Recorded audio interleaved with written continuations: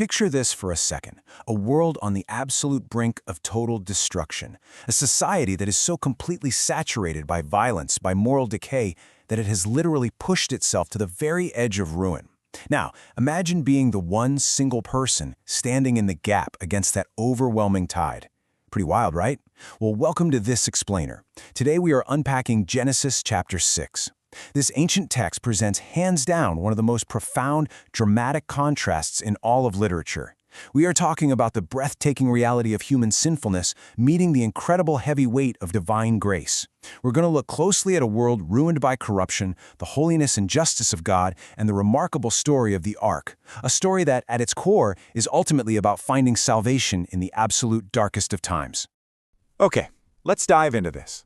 To make sense of this profound chapter, we are going to follow a clear 5-part structure today. We'll start by looking at Part 1, a world deeply corrupted. Then move to Part 2, Noah finds favor.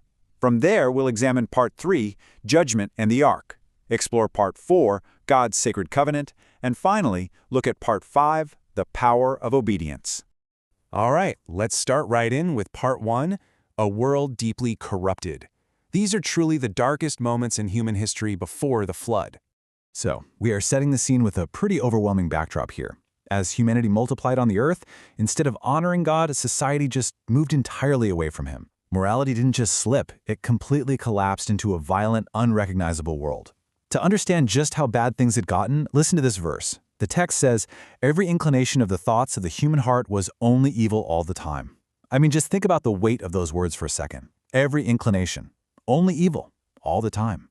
This shows us exactly how deeply sin had infiltrated humanity after the fall of Adam and Eve. And it gives us a sobering but absolutely crucial lesson. God doesn't just evaluate what we do on the outside, he sees the deeply corrupted internal condition of the human heart.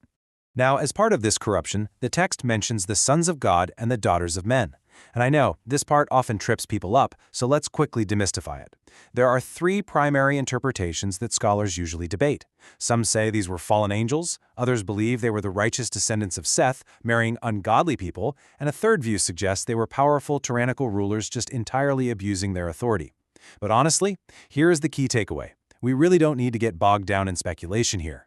Regardless of which interpretation you hold, the primary focus of the text remains exactly the same. It is highlighting humanity's growing, hardened, and frankly arrogant rebellion against God. Society completely ignored God, and as a result, violence skyrocketed, morality tanked, and hearts turned to stone. Now, what's really interesting here is the stark, dramatic contrast. On one side, you have the entire world, violent, corrupt, spiritually ruined, and hardened. And standing in direct opposition to that global decay is one anomalous man, Noah. He is described as righteous, blameless among his generation, and walking with God.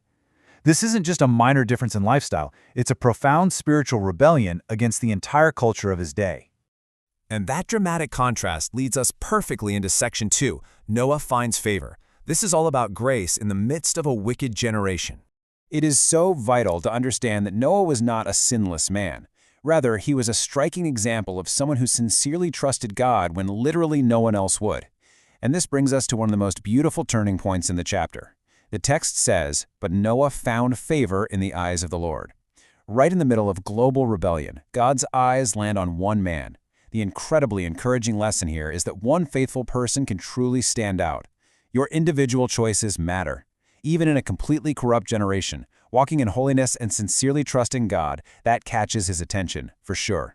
Which brings us to Part 3, Judgment and the Ark. Here we see God's dual response of justice and mercy. We've seen the corruption, we've seen Noah's faith, and now we see God's dual response to a spiritually ruined earth. God is perfectly loving, yes, but he's also perfectly holy and just. And because of that holiness, sin and violence just cannot be allowed to continue unchecked forever. Because the earth was filled with violence, God announced he would judge it. But notice the sequence of events here because it's so important. Before the judgment ever falls, God provides the ark. We're talking about a vessel that scholars estimate was the length of 1.5 football fields. It stands as a massive physical symbol of salvation, protection, and God's mercy. The profound spiritual insight here is that while persistent rebellion eventually leads to judgment, God's character is such that he always provides a way of salvation first. Let's actually take this a step further and see how this builds into an even larger theological reality. Many Bible teachers look at the ark and see a direct picture pointing toward the New Testament. Just as the ark was the solitary vessel that saved people from physical judgment and those devastating floodwaters, Jesus Christ is the vessel that saves believers from the spiritual consequences of sin and eternal judgment. If you are inside the ark, you are safe. It's just a beautiful, timeless picture of eternal security. And that beautiful picture brings us to our fourth section, God's sacred covenant, a promise to preserve life and future generations. So, the crucial point here is understanding what a covenant actually is. By definition, a covenant is a sacred promise or an agreement initiated by God himself. God stepped down and promised to preserve Noah, his wife, his 3 sons, Shem, Ham, and Japheth, their wives, and the animals brought into the ark. Why does this matter? Well, because it proves that God deeply cares about families. He cares about the preservation of life and about securing a future for generations yet to come. Even in the face of global judgment, God is a promise keeper. And that brings us to our final energetic phase of today's explainer, Section 5, the power of obedience, walking faithfully when the world walks away. Listen to this incredible statement from Genesis 6:22. Noah did everything just as God commanded him. I mean, this is easily one of the most powerful statements in the entire chapter. Think about the practical reality of this kind of faith. Noah obeyed without having ever seen a global flood. He obeyed while building a massive ship on dry land, likely facing intense daily mockery from his neighbors, because, let's face it, that must have looked completely crazy. But you see, true faith doesn't just nod in agreement. True faith produces radical obedience. And this brilliantly illustrates the actionable takeaways for us today. The lessons from Genesis 6 aren't just ancient history, guys. They are a blueprint for living right now. First, we are called to be different from the world, to stand for righteousness just like Noah did. Second, we must walk closely with God, because a strong relationship with Him is the only thing that will keep us anchored in corrupt times. Third, we have to obey even when it is incredibly difficult, recognizing that faith often requires us to take action long before we understand the full picture. And finally, we must trust God's salvation, finding our ultimate safety and eternal security in Him. To close our time together, I want to leave you with a profound prophetic connection made in the New Testament. Jesus Christ himself actually compared the days of Noah to the end times.